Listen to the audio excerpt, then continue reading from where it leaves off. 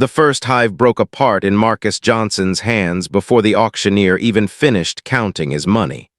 A cracked wooden frame slipped into the dirt. A few tired bees crawled over the splintered wood, too weak to fly. Around him, laughter rolled across the old storage yard. "You really paid for that junk?" one man called. Another shook his head.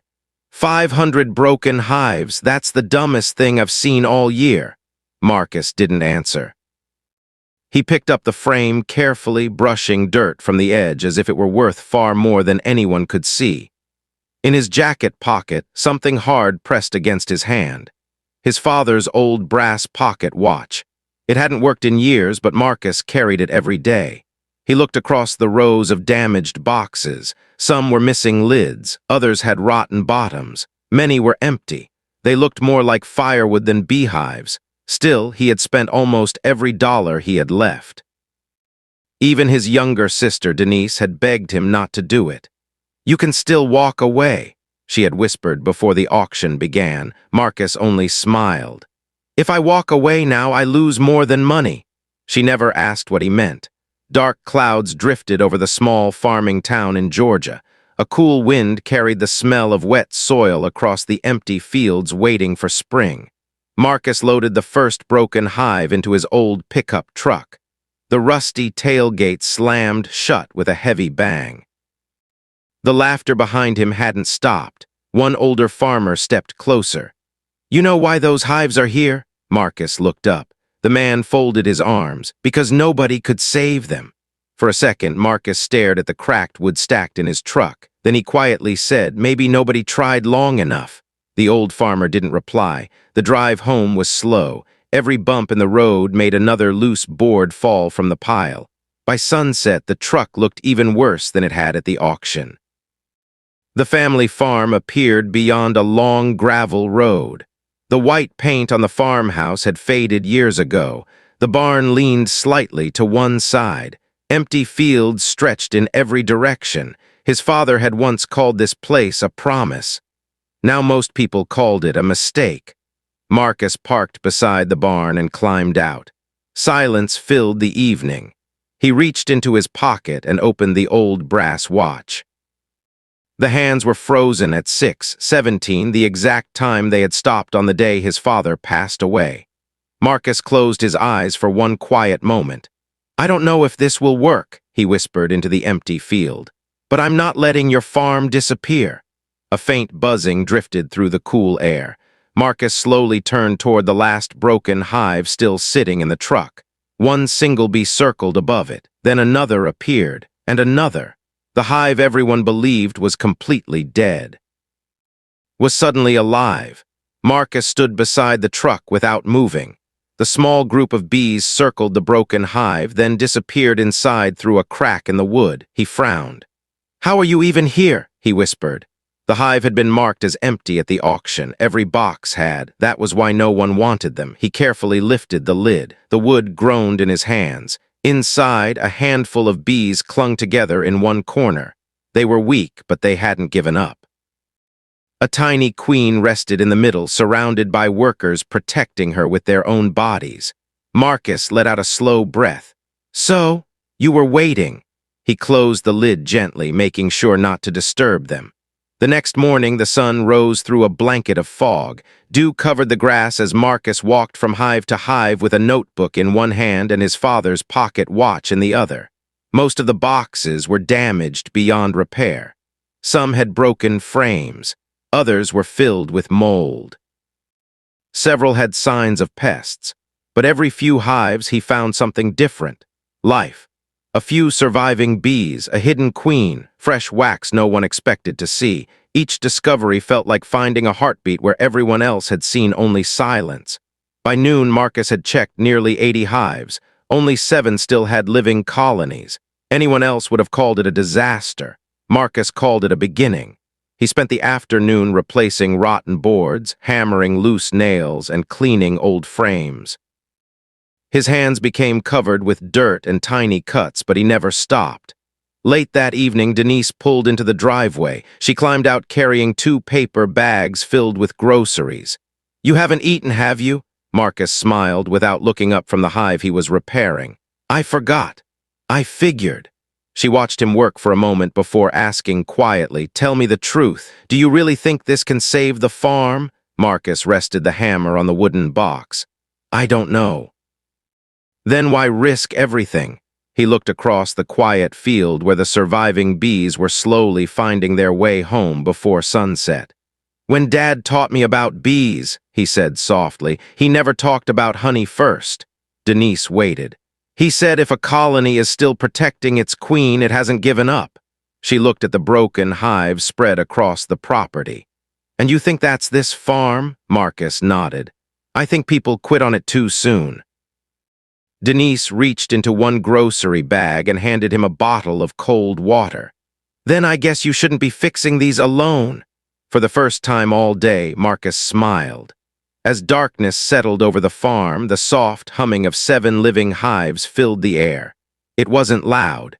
It wasn't impressive, but it was enough to make the empty fields feel alive again. Neither Marcus nor Denise noticed the pickup truck slowing down on the road outside the farm.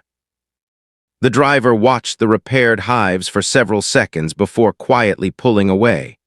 Someone else had finally noticed what everyone at the auction believed was impossible. Marcus noticed the tire tracks the next morning. Fresh marks cut through the dirt road just outside the farm gate. Someone had stopped there during the night. He looked toward the highway, but there was nothing except a thin layer of morning mist. Probably just someone lost, Denise said as she carried a toolbox across the yard. Marcus wasn't so sure. He slipped his father's brass pocket watch back into his jacket and walked toward the hives. The soft buzzing was stronger than it had been yesterday. Bees were leaving the repaired boxes in steady streams, disappearing over the wildflowers that covered the edge of the property. For the first time in years, the farm sounded alive. Then he froze. One hive was open. The lid rested crooked on the ground. Marcus hurried over, expecting the worst. Instead, he found fresh comb stretching across the new frames he had installed only days earlier. The queen was laying eggs. The colony wasn't just surviving, it was growing. A slow smile crossed his face. You've been busy, he said quietly. That afternoon, an old white pickup rolled into the driveway. Behind the wheel was Mr. Carter, the same farmer who had laughed at the auction.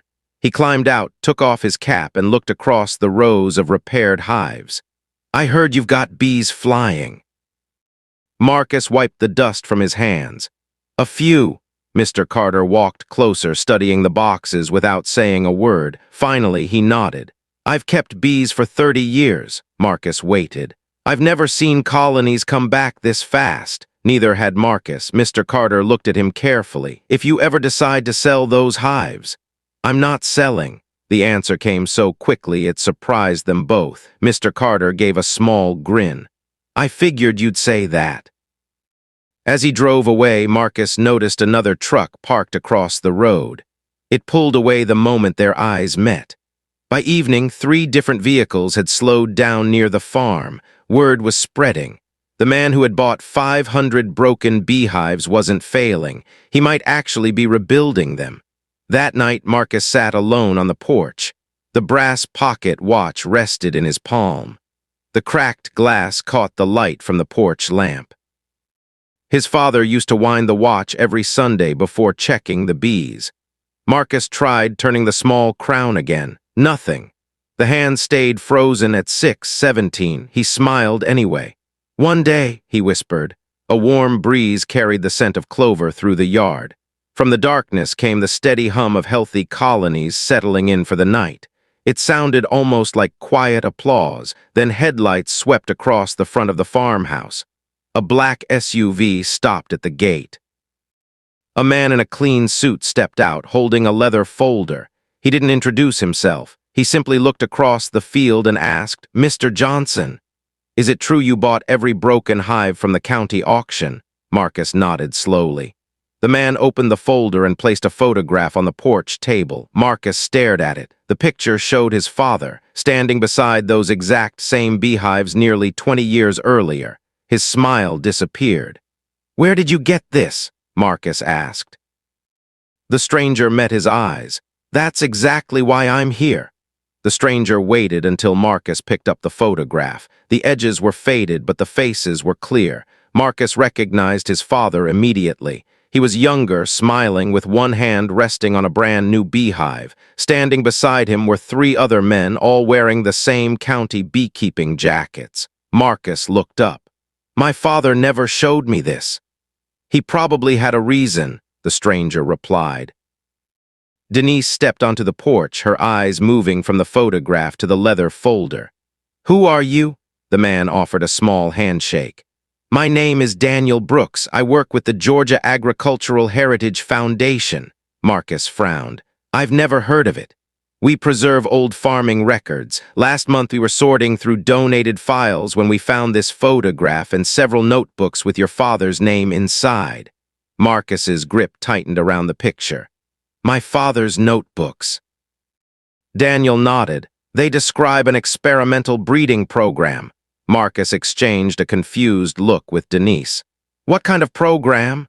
"Your father believed he could raise stronger honeybees without using heavy chemical treatments. Most people thought he was wasting his time."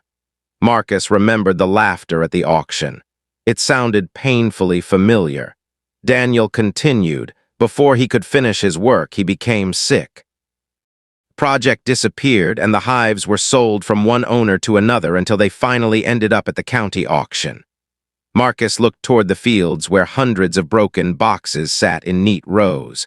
"So these weren't just old hives?" "No." Daniel opened the folder and carefully removed a worn notebook. The cover was stained with dirt and one corner had been burned. Across the front in faded black ink were 4 simple words: "Spring Colony Journal." Marcus slowly opened the first page. The handwriting was unmistakable, his father's. The pages weren't filled with numbers alone. There were sketches of queen bees, weather notes, flowering plants, and short reminders written in the margins. One sentence caught Marcus's attention. "Never judge a colony after winter. The strongest ones are often the last to wake." He read it twice, then a third time. It felt less like advice about bees and more like advice about people. Daniel smiled. "I thought you should have that." Marcus looked up. "I can't pay for it. It isn't for sale." Silence settled over the porch. The evening sun dipped low, casting long shadows across the farm. Just then Denise pointed toward the road. 3 pickup trucks had stopped outside the gate. The same farmers who had laughed at the auction climbed out one by one.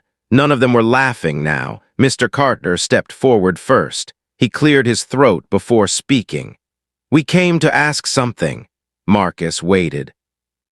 The older farmer glanced across the growing colonies before meeting Marcus's eyes. "If those hives keep recovering," he paused, almost embarrassed. "Would you teach us how you're doing it?" Marcus looked down at his father's notebook in one hand and the old brass pocket watch in the other. For the first time since buying the broken hives, he realized he hadn't been rebuilding them alone. His father had been guiding him all along. Marcus closed the notebook gently. Then he smiled. "Tomorrow morning," he said, "we start together." The next morning, the farm looked different, not because the buildings had changed, not because the fields were suddenly perfect. It was different because people had returned. Pickup trucks lined the gravel road before sunrise. Farmers carried worn gloves, empty notebooks, and quiet expressions. Weeks earlier, many of them had laughed when Marcus bought 500 broken beehives. Now they stood beside him, ready to listen. Marcus didn't begin with a speech. He walked to one of the repaired hives and gently lifted the lid. "Slow hands," he said. "The bees notice everything." The group leaned closer. He showed them how to check for fresh eggs, how to spot a healthy queen, and how to replace damaged frames without rushing. He passed around his father's old spring colony journal, letting each person read a page. No one spoke for a long time. By the end of the afternoon, several farmers had already started repairing their own forgotten hives. The change spread faster than Marcus expected. A local farmer's market agreed to buy his first harvest of honey before the jars were even filled. Then a nearby orchard asked if his colonies could help pollinate its fruit trees during the spring bloom. For the first time in years, money was coming into the farm instead of flowing out. It wasn't enough to make Marcus rich, but it was enough to save the place his father had loved. One evening, Denise walked into the barn carrying an envelope. It came from the bank. Marcus looked at it for a moment before opening it. He read the letter once, then again. The foreclosure notice had been canceled. The farm would stay in the Johnson family. Denise smiled through quiet tears. Dad would be proud. Marcus couldn't answer. He simply looked across the fields where hundreds of healthy hives now hummed beneath the golden light of sunset. A few days later, he carried his father's brass pocket watch to the old oak tree where they used to rest after checking the bees. He sat beneath its wide branches and turned the tiny crown one more time. This time something clicked, softly. The second hand moved, then the minute hand. The watch began to tick for the first time in nearly 20 years. Marcus stared at it in silence before a gentle laugh escaped his lips. It felt as though time itself had finally decided to move forward. He slipped the watch back into his pocket and walked toward the hives. Thousands of bees filled the warm evening air, moving from flower to flower with quiet purpose. The broken boxes that everyone had called worthless had become the heart of a thriving farm. People had laughed because they only saw cracked wood. Marcus had looked a little longer and found life waiting inside. Sometimes the greatest treasures don't need perfect beginnings. They only need someone willing to believe they are still worth saving. If this story touched your heart, I'd love for you to join us for another inspiring journey.